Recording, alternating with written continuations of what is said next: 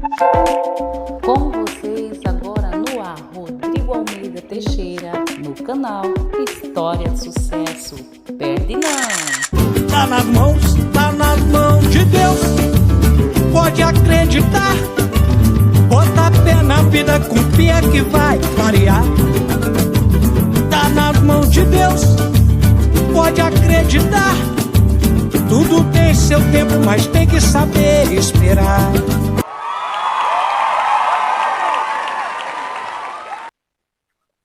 Boa noite, Carla.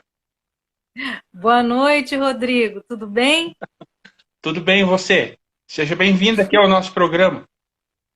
Eu é que agradeço a oportunidade de estar participando, aí comungando com vocês dessa história bacana aí do seu projeto, do seu programa. Uhum. Então, minha amiga, conta a tua história para nós aí. Bom, eu me chamo Carla Ribeiro, sou professora já há 24 anos e há mais ou menos uns 15 anos atrás eu me descobri contadora de história. Eu descobri que eu gostava demais de contar histórias, né? E eu tive a oportunidade de ter uma tia contadora de histórias. Então, essa tia, ela fez aflorar em mim muito esse gosto pela literatura, pelas histórias, e eu me vi fazendo o papel dela. E mais ou menos desde 2005, eu, além de professora, também sou contadora de histórias. Ah, sim. E então, você tem o projeto também, né, que você está desenvolvendo agora nessa pandemia. Fala um pouco dele. Sim, sim. Esse projeto, ele se chama Histórias ao Vento. O Histórias ao Vento, ele iniciou por causa de falas de colegas minhas que estavam muito preocupadas com os seus pais, porque por conta do isolamento social, né, imposto pela pandemia, esses idosos estavam ficando tristes, eles estavam ficando abatidos, estavam se sentindo mal e até com início de depressão. E também crianças que estavam fora do seu vínculo familiar, da sua comunidade escolar, que estavam dentro de casa, não entendendo muito bem o que estava acontecendo. E aí eu tive uma ideia de gravar histórias semanais, áudio-histórias, para enviar para essas pessoas, para terem um alento, lembrarem da sua infância, para os pequenos conhecerem outras histórias, né? E aí eu comecei a gravar, foi uma coisa assim bem pequena, bem tímida, na verdade, e começou a tomar um vulto muito grande.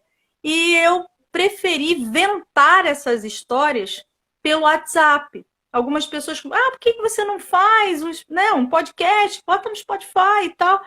Eu falei, não, porque o público que eu quero alcançar é um público que não sabe mexer tanto em tecnologia e que já estava mesmo usando o WhatsApp até para fazer videochamadas ou para mandar áudio para os parentes, receber vídeos, né, receber áudios.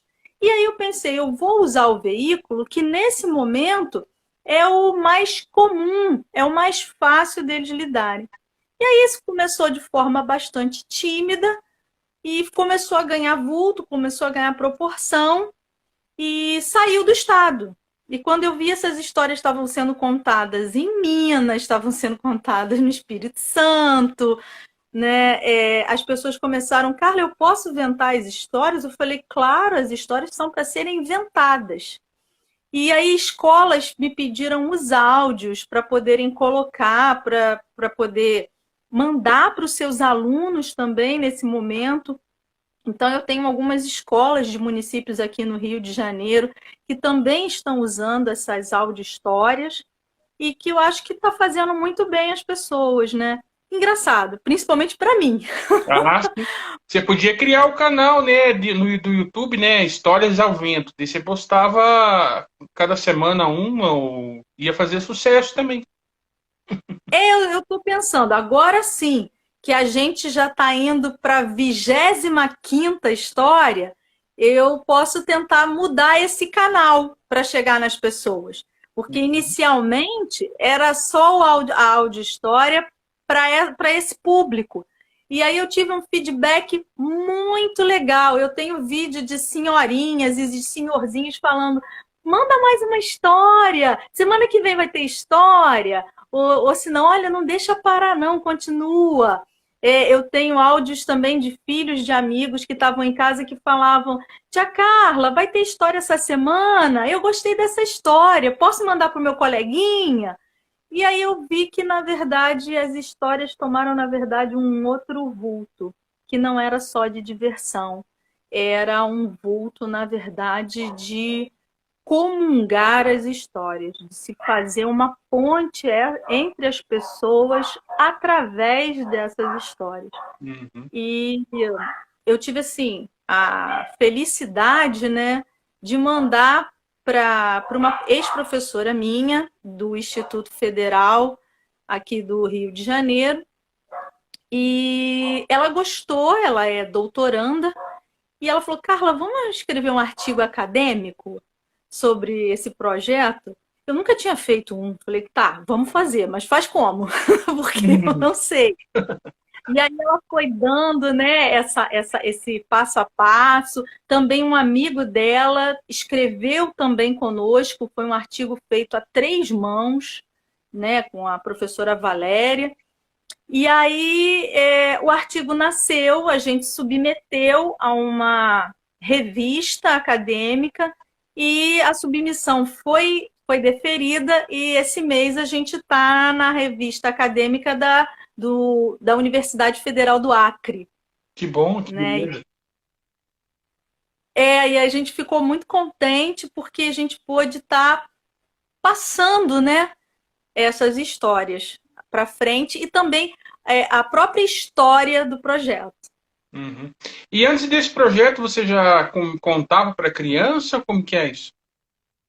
Bom, na verdade, eu comecei como contadora de história dentro das escolas, né? Porque isso começou com um projeto no município que eu trabalhava, que eram as tendas que contam histórias. Nós tínhamos um projeto dentro do município itinerante que a gente montava uma tenda no quintal, no pátio da escola, e aí a gente levava as turmas, elas sentavam em tapetes e a gente começava a contar história para as crianças. E tinha música, e eles aprendiam a música, e a gente acabava rodando praticamente todas as escolas. Então, o meu início de contação de histórias foi dentro de uma escola.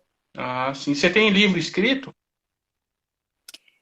Meu só não, eu faço parte, na verdade, de 3 livros. Um é O Desmaio Público, que na década de 90 foi escrito de poemas da Baixada Fluminense, aqui do Rio de Janeiro, principalmente do município de Nova Iguaçu. E eu tenho um poema meu nesse livro. E no ano passado, a gente, através do coletivo Aleatórios, que são escritores, são contistas aqui da Baixada Fluminense e que se reúnem a gente se reúne mensalmente para poder fazer contos, e a gente comunga esses contos entre o grupo. E no final do ano a gente fez um e-book com esses... É o segundo, na verdade, o outro foi em 2019, o segundo em 2020. O de 2020 ele foi um e-book porque a gente não fez o livro físico, porque para ter o livro físico a gente também teria que ter um lançamento físico, né? E aí a gente fez um lançamento virtual, e com o livro virtual desses contos. Esses contos falam de situações inusitadas que poderiam ou não ter acontecido nos 13 municípios da Baixada Fluminense. E o melhor é que esse livro ele tá de graça para download para quem quiser. Ah, que página que tá? Eu vou passar, na verdade, ele está numa revista eletrônica, e quando você linka com essa revista eletrônica, você pode dar o download do e-book, né? E eu vou depois estar passando aí para você por escrito, porque agora eu realmente me fugiu a cabeça. Não tem problema. E agora no Literáfrica, que eu tive a oportunidade de fazer um curso de capacitação de contação de histórias africanas. E desse curso nasceu um livro que a turma está produzindo, né, que é o livro dos contadores de histórias do Literáfrica. Eu tenho um conto que vai sair, e o lançamento do livro vai ser agora no dia 10 de maio, no dia 15 de maio vai ter um lançamento virtual desse livro, que a gente vai falar como é que foi a preparação desses contos que a gente fez. Uhum. Antes da gente pedir de você contar a história, você quer colocar mais alguma coisa? Fica à vontade. Antes eu queria agradecer a oportunidade de estar aqui com você, falando desse projeto, né? Dessa coisa que aconteceu de uma forma muito bacana. Eu espero, na verdade, o que eu tenho para falar continue inventando histórias. As histórias, principalmente no momento que a gente está vivendo, não só no nosso país, mas no mundo, as histórias nos fazem ter esperança. Elas nos fazem pensar, elas nos fazem refletir, né? E é muito bom ouvir histórias. Não só crianças, adultos, idosos, porque as histórias nos iluminam. Elas nos fazem ser sempre melhores do que somos, sempre maiores, né? E sempre mais reflexivos diante do mundo que nos aguarda. Então, independente desse projeto ou de qualquer outro, conte histórias para suas crianças, seus filhos, seus parentes, seus alunos, seus idosos, seus maiores de idade, né, ou da melhor idade, mas continuem cantando isso, porque nos traz alento e nos traz esperança, com certeza, por dias e culturas e uma sociedade melhor. Você quer indicar alguém para o nosso programa futuro, para um programa futuro nosso aí? Olha, eu posso indicar, eu, né, não falei com a pessoa nem nada, mas eu posso indicar o professor e escritor aqui do Rio de Janeiro, ele é o Jonathan Magela, se ele Preocupado, aí você aceitar. passa o contato dele para mim aqui, né?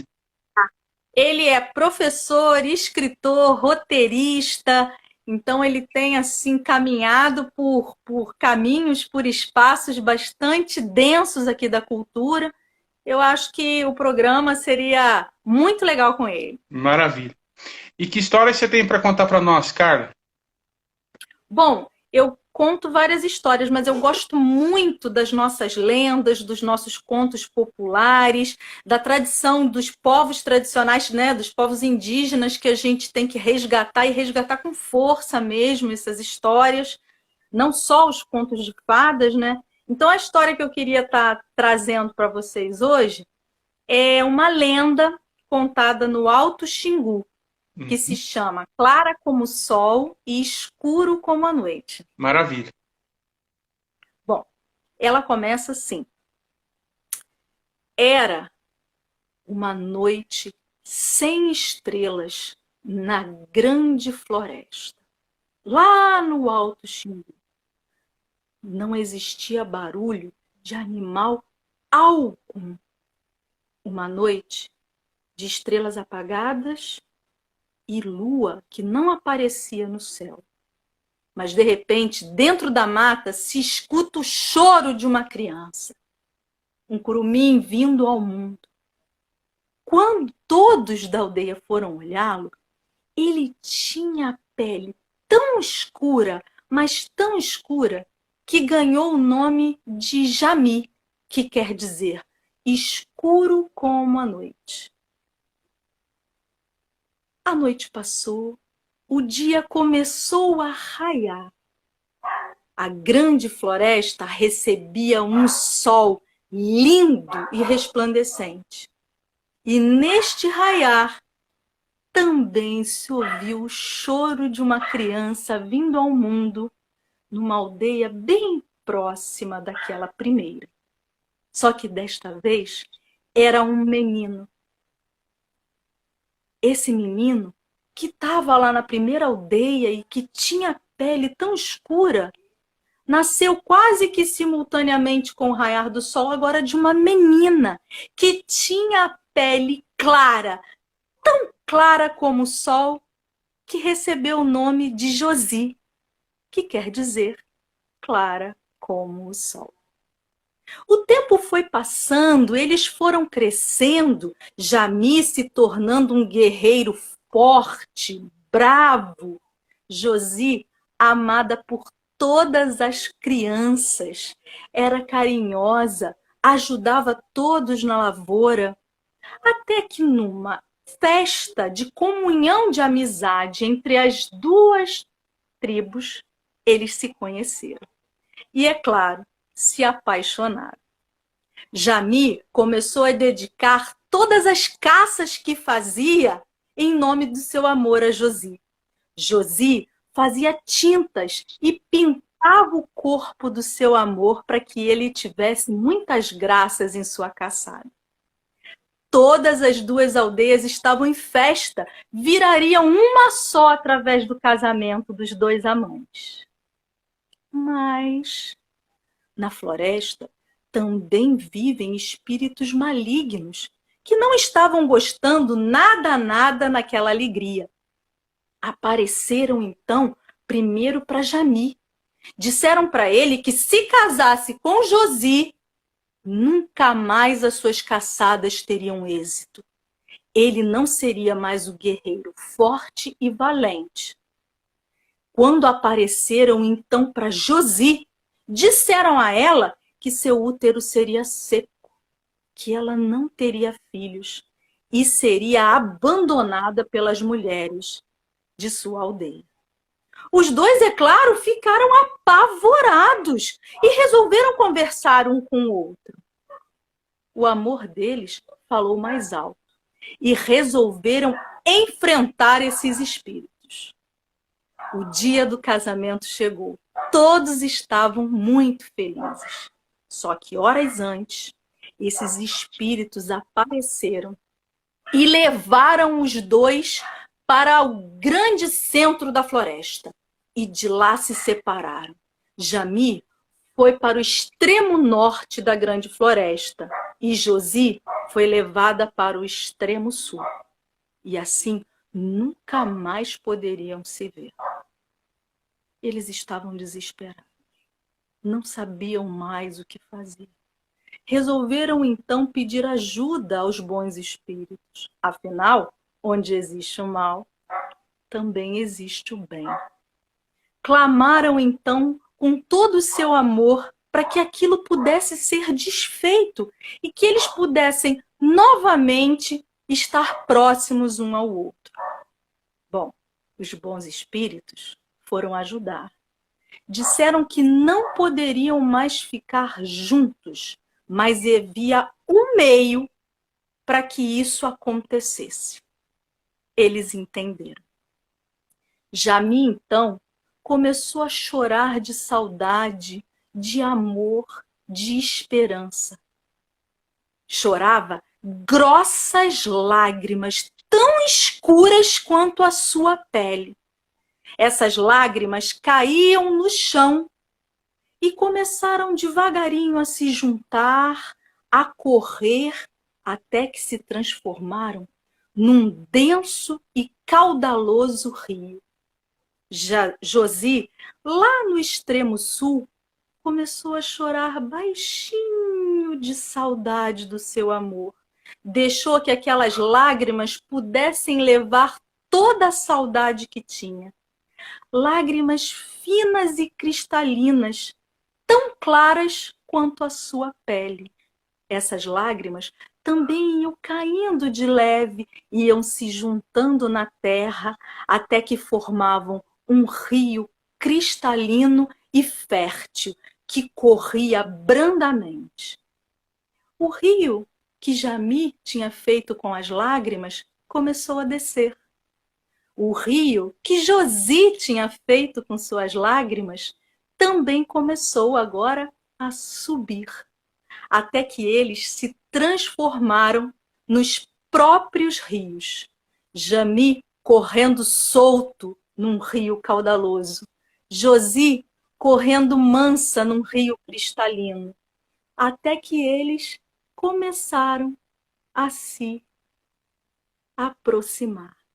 E começaram, então, a correr juntos, lado a lado, jamais se misturando, mas sempre um ao lado do outro, pela eternidade. Porque agora Jami era chamado de Rio Negro e Josi era o Solimões. Essa história é uma das maneiras que algumas aldeias indígenas contam para os seus curumins sobre como acontece o fenômeno chamado pororoca, que é o encontro de um rio muito escuro, que é chamado de Rio Negro, e do rio de águas claras, que é chamado de Solimões. Eles nunca se misturam. É possível ver sempre um e o outro, um do lado do outro, jamais se misturando, mas seguindo juntos, lado a lado, pela eternidade.